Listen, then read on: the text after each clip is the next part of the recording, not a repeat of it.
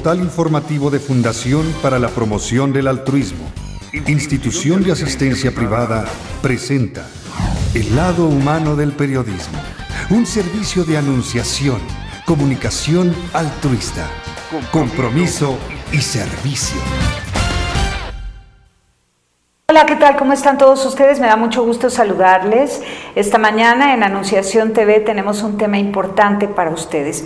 Vamos a hablar de la religa con Dios en el tercer milenio y para ello nos acompaña el profesor Ignacio Cuevas. Él es integrante del Observatorio Eclesial y catedrático de la Universidad Iberoamericana.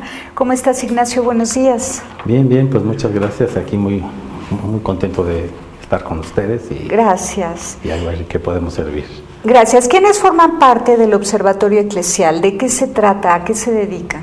Sí, mira, el Observatorio Eclesial es un espacio que se creó hace varios años, formado por diversos organismos. ¿En qué año? De la sociedad civil, pues digamos, por ahí de 1998, algo así, que se empezó, porque fue al principio un esfuerzo de el Centro Nacional de Comunicación Social, el Centro de Estudios Ecuménicos y el Centro Antonio Montesinos, que son instituciones, digamos, de la sociedad civil con inspiración religiosa o cristiana, que decidieron unirse a compartir sus análisis, cómo estaban viendo la situación social, política y religiosa, eclesial. Entonces, como que ahí empezó y después ya se fueron sumando algunas organizaciones. Bueno, nosotros lo que hacemos es periodismo especializado en altruismo, sí. Y hemos estado analizando los fenómenos sociales, las causas, con equidad en la difusión de todas ellas a nivel nacional, lo que hacen los líderes altruistas en México. Okay.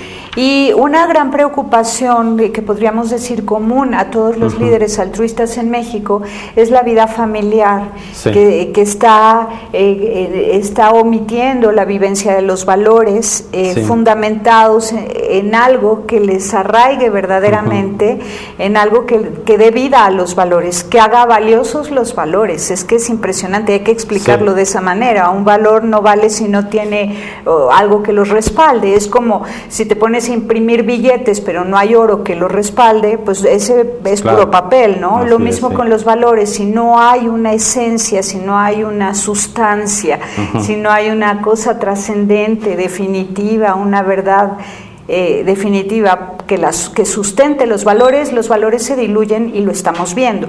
Así entonces, sí. Organismos de inspiración religiosa o no, están admitiendo que parece ser que hace falta la religa con Dios. Exactamente. Entonces, sí. por eso es que invitamos al Observatorio Eclesial en tu persona, sí.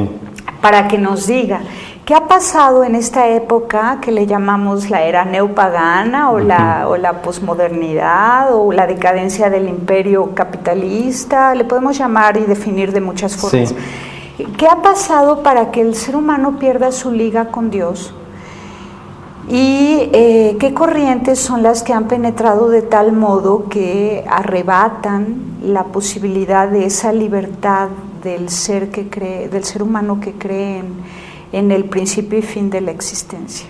Sí, yo creo que es muy interesante cómo lo planteas, porque es cierto, algo ocurrió con los valores que tal vez a veces estaban muy relacionados únicamente con lo religioso, y entonces algunas personas en un cierto rechazo a lo religioso empiezan a rechazar los valores, y en lo religioso sobre todo a las instituciones eclesiales, a las iglesias más formadas, y entonces se empieza a buscar, ¿no? Pero hay una orfandad al salirse y dejar de ver el tema religioso y dejar los valores, que todo es relativo, como mucho lo ha dicho, por ejemplo, el Papa Benedicto XVI, la época del relativismo moral. Entonces, yo creo que lo que ha pasado es que la sociedad ha rechazado, por un lado, el absolutismo, pero si caemos en otro de que, bueno, lo que se hace vale, pues tampoco está bien, ¿no?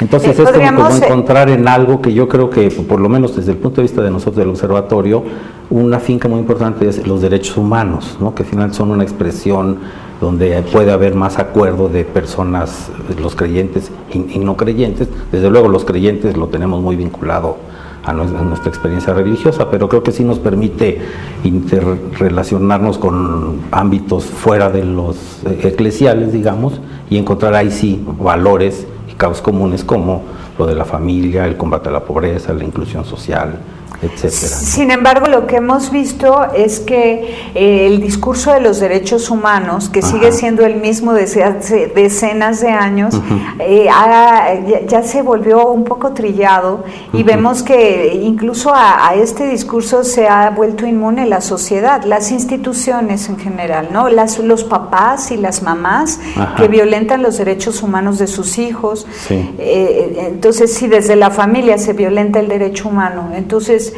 creemos que el discurso de los derechos humanos también ha favorecido, propiciado la separación en distintas trincheras de los miembros de una misma familia o comunidad.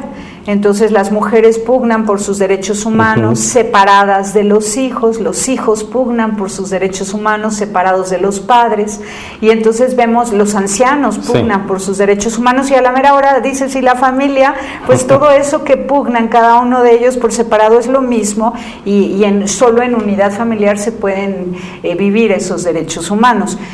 De ahí que nosotros queremos preguntarte cómo, analizando todo este fenómeno, cómo se puede religar nuevamente la sociedad humana con Dios, sea independientemente de la religión que tenga. Así es, claro. Sí, bueno, si el rencor es contra las instituciones religiosas, ¿cómo podemos religar para que haya misericordia de parte de la sociedad para con las instituciones religiosas que, por ser integradas por seres humanos, pues han fallado igual que cualquiera, ¿no? Exactamente, claro. Sí, yo creo que, bueno, lo que señalas es muy correcto, se han parcializado la lucha de los derechos y cada quien lucha por los suyos. Y la familia ya no existe. Sí, ¿no? Y se olvida que, bueno, finalmente pues la humanidad es una sola, tenemos que pensar siempre en lo global, y desde luego que la familia es el centro, ¿no? Donde se forman todos los valores. Entonces, pese a este rechazo que ha habido a las instituciones, sin duda hay una avidez espiritual en la sociedad, en los jóvenes. Yo doy clases en la Ibero también, lo veo, o sea, todo el mundo quiere acercarse más, sabe que hay una dimensión que le falta a la vida, que no todo puede ser lo material, y aunque tengan alguna situación ante lo religioso, sí hay un anhelo espiritual. Entonces creo que por ahí podemos ir explorando este reencuentro, de que en esta dimensión espiritual que tenemos los seres humanos puede haber más coincidencias, ¿no? Entonces, sí, a mí se me hace importante, desde luego, el enfoque a lo familiar, ¿no?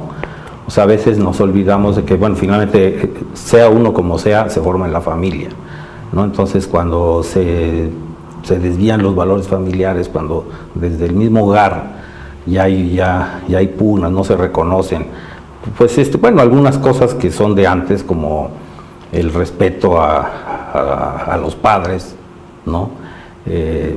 Pero estamos como en una situación que yo creo que puede ser muy buena, aunque puede ser de crisis. Creo que estamos después de una época donde a lo mejor las mujeres empezaron a tener una vida afuera del hogar, donde se han reformulado papeles y todo, como que podemos encontrar ahora que de todos modos la familia es importante, se pueden reorganizar los roles, se pueden llegar a acuerdos respetando los derechos de las mujeres, los derechos de los padres.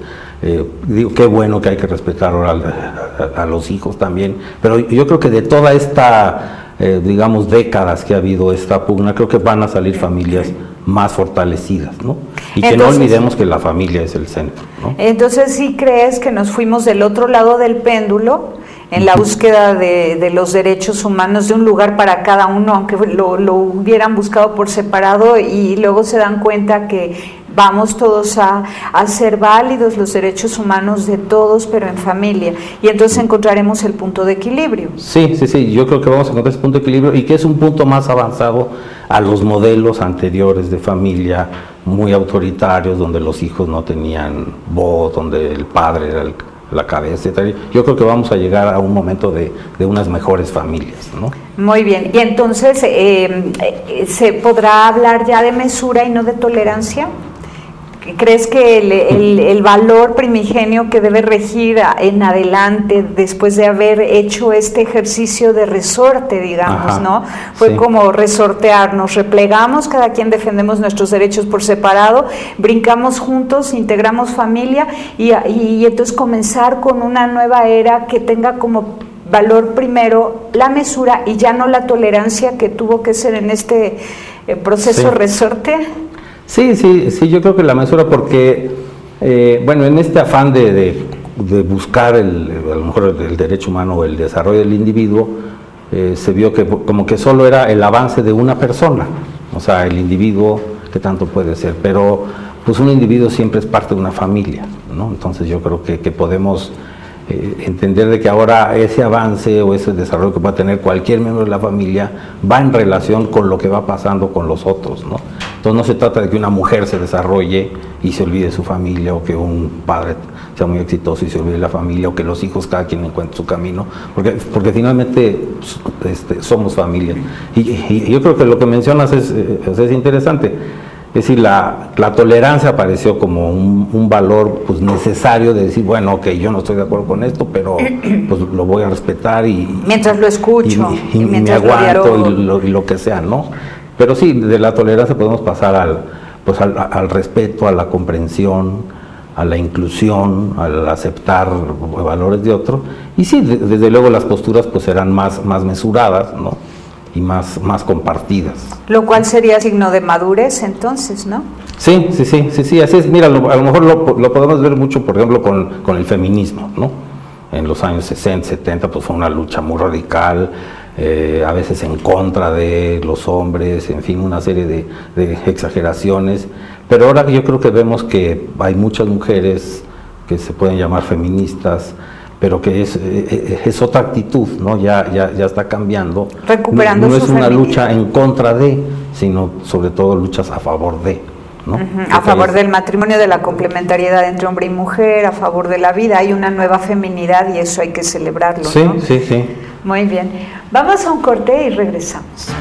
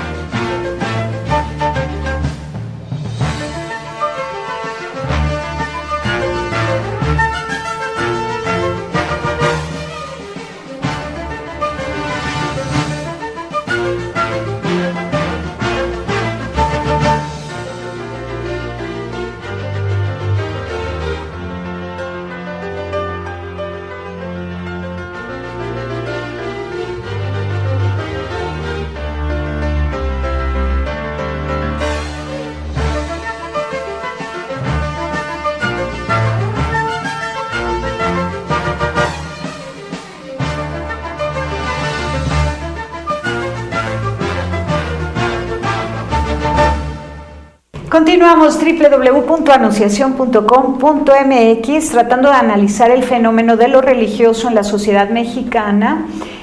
Nosotros consideramos que Dios es amor y vemos que, bueno, sabemos que el amor hace crecer, que el amor provoca entusiasmo por la vida, que el amor genera creatividad, el amor es creativo en sí mismo, en fin.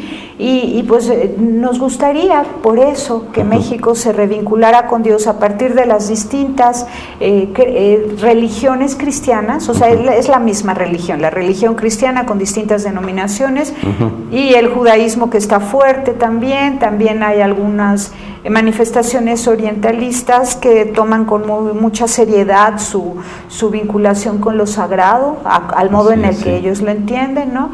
Pero digamos, el pueblo judeocristiano en México, ¿no? Vemos que los jóvenes y los niños han heredado de sus padres un poco de rencor o reticencia a lo religioso. Así es, sí. ¿Cómo podemos vencer el rencor para que con inteligencia y voluntad cada uno vaya pues buscando y escarbando un poquito más en su iglesia, en su templo, en su parroquia, en su sinagoga y descubra las Sagradas Escrituras y volver a lo esencial? Sí, además fíjate, sí es muy pertinente esto, porque este año estamos celebrando los 50 años que se llevó a cabo el Concilio Vaticano II, que se inició, que fue precisamente ese gran esfuerzo de la Iglesia Católica, Apostólica Romana, por ponerse al día, el ayoramiento que le llamó Juan XXIII, de actualizarse. Se dieron pasos pues que no se habían dado en siglos, ¿no? Entonces creo que es oportuno volver a revisar. De hecho, el observatorio haremos en breve un foro como para analizar qué ha pasado a 50 años de esto, ya los estaremos invitando. Pero, por ejemplo, uno de los puntos era que las iglesias pues deben ser abiertas. Yo creo que cuando vemos que las iglesias pelean o luchan por un mercado religioso y que solo esta iglesia es buena y que no, si no te pasas a mi grupo no te vas a salvar, entonces claro, eso causa un más desencanto. Pero cuando se ve un ecumenismo, un trabajo entre las iglesias, que cada quien desde donde está sabe que puede aportar algo para la casa común, que eso es lo del ecumenismo, creo que envía un mensaje muy positivo a la sociedad. Si ahorita precisamente el censo del 2010 en México lo que nos da de los datos es que del 100%, un 95-96% declaró tener religión. O sea, solo un 4% de mexicanos declararon que no tienen religión. Entonces, pues, sigue siendo una mayoría abrumadora de los mexicanos que sí tienen una religión, quieren seguir con ella. De esos, prácticamente todos son cristianos, ¿no? Como mencionas, sí hay algún porcentaje, son como 50,000 judíos en México, hay ya musulmanes, ¿no? Hay como unos 5,000, hay budistas, en fin, hay pequeñas minorías que están construyendo y que creo que tienen una actitud abierta a la sociedad mexicana. Y ya de ese enorme grueso de cristianos, sigue habiendo un 82-83% de católicos, ¿no? Y de entre todos ellos, ¿cuántos realmente conocen el Evangelio? Y además por edades, porque si analizamos generacionalmente la instrucción religiosa que recibieron nuestros abuelos, nuestros papás, nosotros y después nuestros hijos, vemos cómo hubo muchos vacíos en la formación.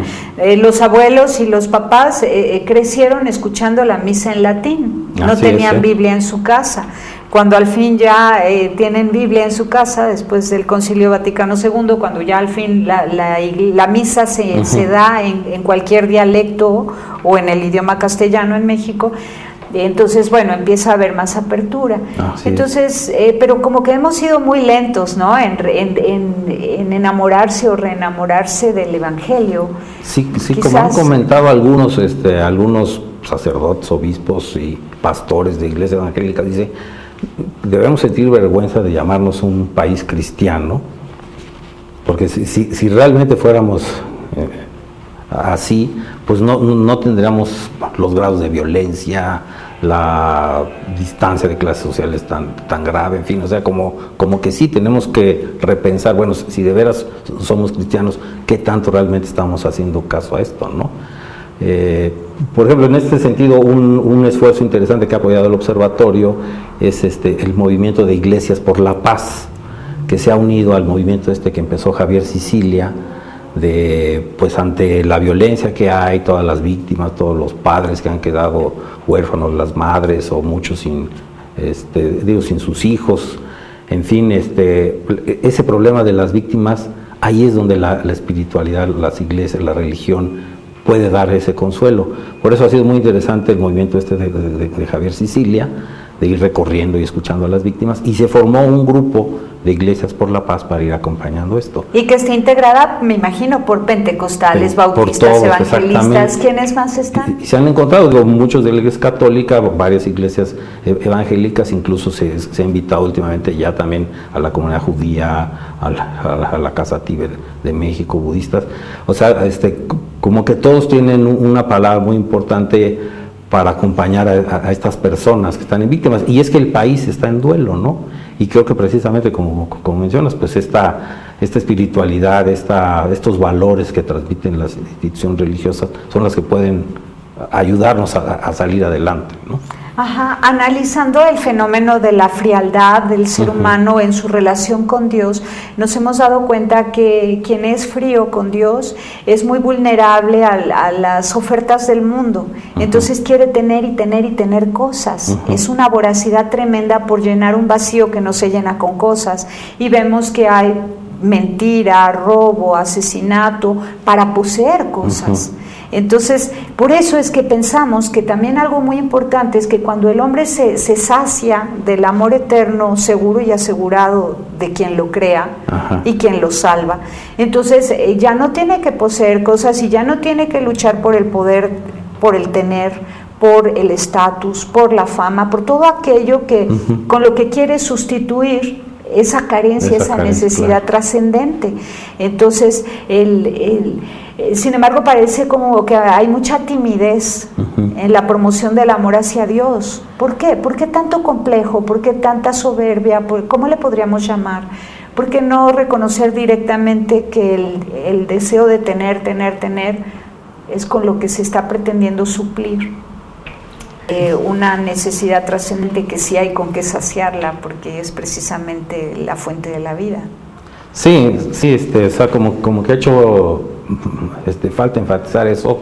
Digo, porque cómo pueden actuar, por ejemplo, o sea, hasta es absurdo que los narcotraficantes, por ejemplo, grupos delictivos, a la vez se presenten como muy religiosos, ¿no? O sea, cómo puede pasar ahí en la cabeza de alguien o en el corazón estar cometiendo algún acto en contra de otro y a la vez decirse que es religioso, o políticos o gente que quiere acaparar más, que tiene más poder, todos los que roban. O sea, como en el fondo hay algo que saben que tienen que justificar o algo. Entonces yo creo que sí, esa necesidad espiritual, hay que hablar más de Dios. Para que se conozca al Dios verdadero y no se manipule la idea de Dios, ¿no? Sí, y yo creo que lo que ha pasado en México, creo que estamos también encontrando un buen punto, como en lo de la familia, que a veces o sea, en esta lucha de poderes, de política, se creó un Estado laico, pues que en algún momento fue muy antirreligioso, o sea, hay que reconocerlo, ¿no? O sea, casi surge después de la Revolución Mexicana un Estado que quiere marginar totalmente lo religioso de la vida pública, y entonces se restringe. Incluso pues en la Constitución de 1917 ni existían jurídicamente las iglesias, ¿no? Se tenían que crear asociaciones civiles ahí para medio organizarlas. Entonces, esa idea de que lo religioso no era público, no se podía hablar más que en las casas, pues era absurda, ¿no? Afortunadamente la situación ha cambiado desde el 92, que Salinas reformó la Constitución, ya se creó la figuración religiosa, se le da vida pública a las iglesias, y creo que en los gobiernos últimos que hemos tenido, donde la religión, bueno, empieza a volver a verse ahí como parte de la vida humana.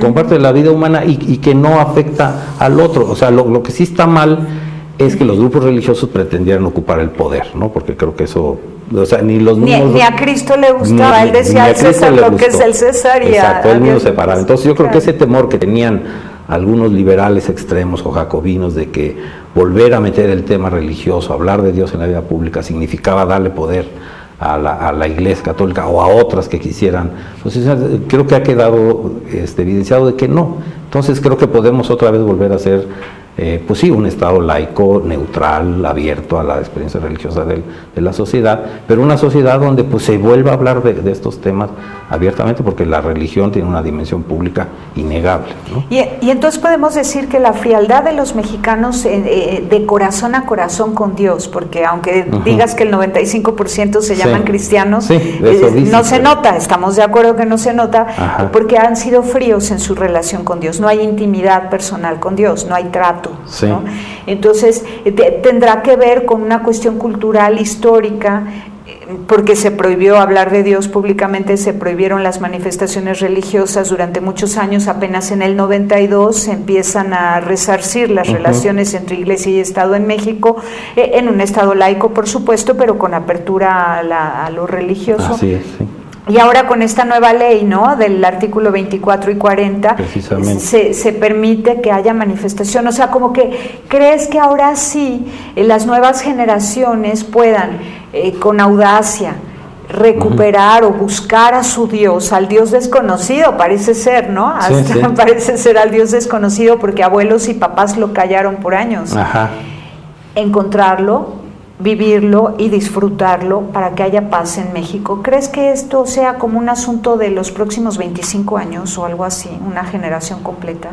Sí, yo creo que va a ser benéfico. Digo, hubo algún temor de algunas iglesias y grupos religiosos sobre estas reformas de la libertad religiosa, pero en el fondo son buenas. Precisamente la Constitución solo decía libertad de creencias y de culto. O sea, tú puedes creer lo que quieras e ir a dar culto, pero la libertad religiosa es mucho más grande. Es la libertad de expresión, de manifestación, de educación religiosa, y todo eso era muy importante y como que estaba vedado. Por otro lado, qué bueno que también se reformó el 40, el Estado laico, para que eso, digamos, ponga un freno de que no haya una intromisión al poder. Entonces yo creo que vamos a crear ahorita un espacio más abierto en la sociedad para que se vuelva a hablar de estos temas, el que lo quiera hacer, ¿no? Y que podamos disfrutar, hablar de lo que es más íntimo que nuestra propia intimidad. Así es. Volvemos. Sí.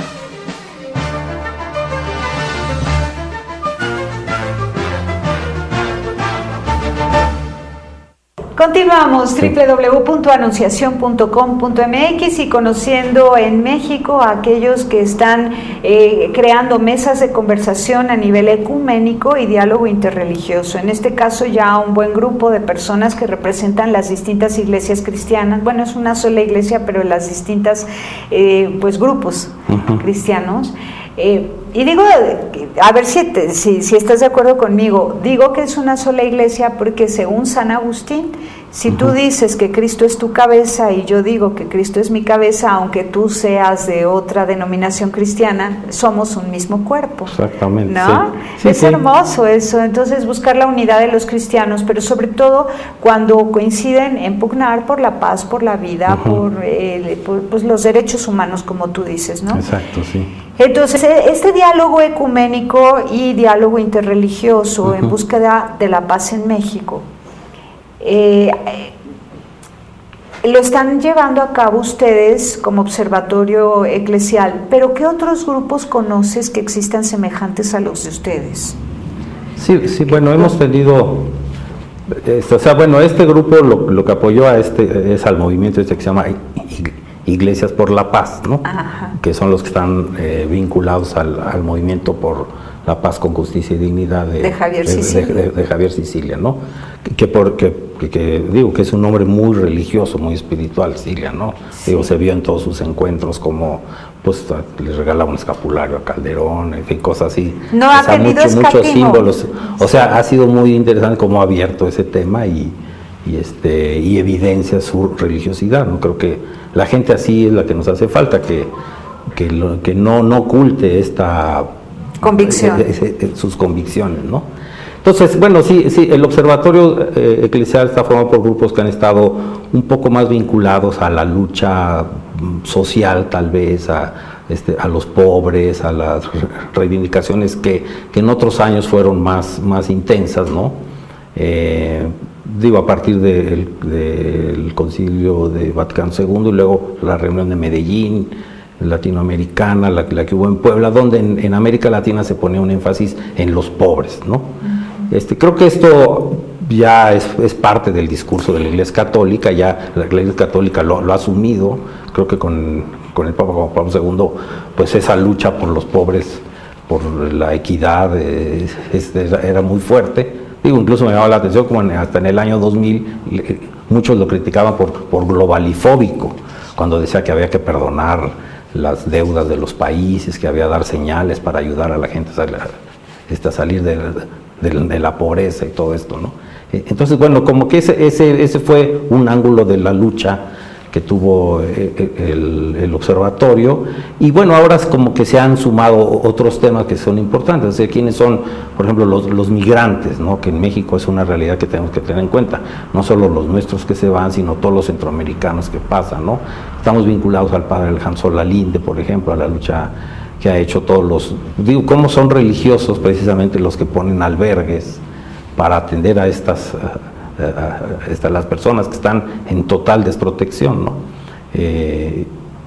Bueno, se vincula también a otras luchas, pues a lo mejor de los indígenas, ¿no? Reconocimiento de sus derechos, su manera de ver la religión. Bueno, el catolicismo mexicano pues está muy impregnado de la cosmovisión indígena, ¿no? Y la ha sabido respetar. Y se ha respetado. En cada comunidad indígena ha sabido respetar. Sí, creo que esas cosas son un ejemplo bueno de cómo se puede llegar a acuerdo, ¿no?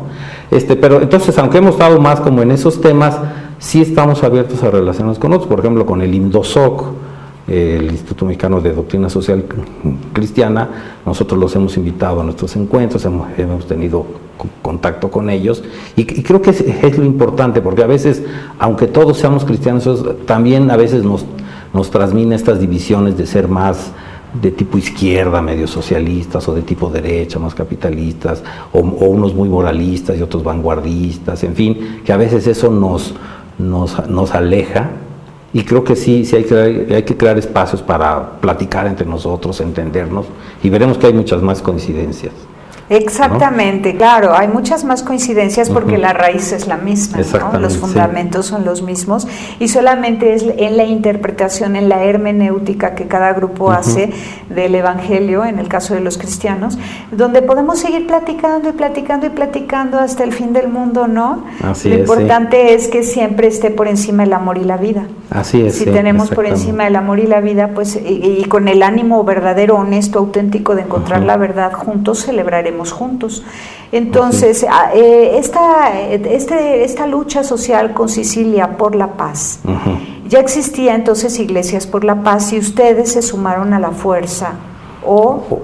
Bueno, desde algún modo cuando se creó el Movimiento por la Paz se vio la gran necesidad espiritual de la gente. Entonces el observatorio participó en invitar a iglesias a un primer encuentro que platicaran sobre la violencia que está pasando en México, y de ahí se creó el movimiento de Iglesias por la Paz. Qué bonito. Que periódicamente hacen algunos actos, algunos encuentros, oraciones ecuménicas y todo, y van acompañando esta lucha, ¿no? a las víctimas de la violencia, ¿no? Entonces creo que es un esfuerzo interesante que ahorita como que ha respondido a una necesidad que se quedó pendiente en la gente, ¿no? ¿Quién atiende a las víctimas? Digo, la influencia pues afortunadamente fue tan grande que incluso ya el gobierno federal hizo una procuraduría especial de atención a las víctimas, algo como que le había faltado, ¿no? Pro víctima, ¿no? Sí, para atender a este asunto. Y como es una iniciativa que parte de esta espiritualidad, de esta visión religiosa, y que a veces sin violencia, sin cosas así, se puede llegar a crear para afectar y que el gobierno actúe al respecto, ¿no? Ahora, hay varias formas de comenzar el diálogo respecto de Dios, que es ese diálogo que se cayó por años, por décadas, y ahora ya estamos como más abiertos porque reconocemos que solos no podemos. Es como el hijo pródigo, ¿no? Que dice, papá, mejor sí, me regreso, porque ya hicimos de las nuestras lo que quisimos y hemos llevado pues a México a un declive tremendo. Ahora hay disposición al regreso a Dios, a volver a casa. Algunas personas que todavía no saben, no conocen a Dios y que pues quieren comenzar a regresar a casa, cuando hablan de Dios dicen, la idea de Dios, el Dios que cada quien conciba, ¿no? Sí. Me encantaría que pudiéramos anunciar, difundir, decir que la palabra Dios significa lo más grande, lo más hermoso, el creador, ¿no? Sí. Entonces no se puede hablar con timidez y decir, sea cual sea el Dios en el que tú creas, porque si es Dios es uno solo. A ver, explícalo, de qué otras maneras se puede explicar esto para que nos pongamos de acuerdo en la palabra, en lo que significa Dios, independientemente de cuál sea tu camino de religa, cuál sea tu religión. No importa eso, lo importante es que es el mismo y único Dios. Sí, que es el mismo único Dios, y que tal vez a lo mejor el que mejor lo definió fue el apóstol Juan, cuando le preguntaban ya grande, y que lo ponen en su tercera carta, que cómo era Dios, y decía, Dios es amor. Dios es amor. Entonces ese amor sublime, ese amor imperecedero, esa aproximación a lo mejor de cada quien, como que si vamos entendiendo por ahí a Dios, no como uno que creó el mundo para gobernarlo y para marcar límites y reglas a todos, sino alguien que fue tan generoso, que quiso compartir la existencia, que no lo necesitaba, pero que quiere compartir la existencia y que nos da la oportunidad de la vida. Bueno, pues como que hay que ir hacia Él, hay que regresar a Él, y a lo mejor sí las otras personas nos pueden ayudar a entender algún aspecto, algún ángulo de Dios que nosotros en nuestra limitada percepción no tenemos, pero efectivamente es uno solo, es lo más grande, y pues lo podemos resumir, como decía San Juan, pues el amor, ¿no? El amor eterno, que no es lo mismo el amor que el amor eterno, ¿no? Así es, sí. Claro, San Agustín dice, el problema es qué cosa amas, ¿no? Todos amamos, pero qué cosa es lo que amas y cuál es la fuente de tu amor, ¿no? Así es. Entonces sí hay una gran diferencia entre el amor con minúscula, digamos, o el amor con mayúscula. Entonces Dios es amor con mayúscula y ahí todos pues nos sentimos llamados, convocados. Oye, yo sí quiero ser amada para siempre y por siempre, ¿no? Y así todos, es la búsqueda humana. Entonces, si partimos de ese vocablo, de esa palabra, de ese acuerdo de que Dios es amor, todas las religiones podemos sentarnos a platicar felices, ¿no? Así es, sí. Sí, además entendiendo, bueno, porque como la palabra amor tiene algunos significados, desde luego uno es el sentimiento que tiene uno hacia las otras personas, pero el amor entendido como, sin quitar eso, como la entrega, la capacidad de entrega. O sea, cuando Jesús, por ejemplo, pide hay que amar al enemigo, a veces no es que te tiene que caer bien la fuerza, sino que aunque te caiga mal, aunque te haya hecho daño, tú eres capaz de superar eso y hacer algo por él, ¿no? Entonces eso pues casi que solo la religión nos puede dar la fuerza para hacer ese tipo de cosas, ¿no? Así es, solamente Dios en el hombre, que ahí está, ¿no? Solamente que el ser humano no mira hacia adentro. ¿Ustedes están enseñando a hacer oración como grupo? ¿Están enseñando a la gente a meterse en su interior? Porque creo que es un caminito indispensable para el encuentro íntimo con Dios. Sí, bueno, no, en realidad no es una labor que hace el observatorio. O sea, el observatorio es más una dimensión social de análisis de lo que está ocurriendo en el fenómeno religioso. Hacemos un boletín de noticias religiosas, lo estamos difundiendo en nuestra página de internet, pero bueno, creo que todo eso para que contribuya a ver cómo lo religioso está presente en todo, ¿no? Si vemos un asunto de migrantes, si vemos un asunto de violencia, de indígenas, de todo, o sea, cómo aparece lo religioso. Desde luego esto que señalas tú es muy importante, aunque bueno, el observatorio más bien se dedica a juntarse para hacer análisis de lo que está pasando con las iglesias y proponer foros, actividades y demás, ¿no? Muy bien. Pero hay que estar en contacto con la gente que lo hace, ¿no? Claro, es estar en contacto con los líderes espirituales de las distintas iglesias.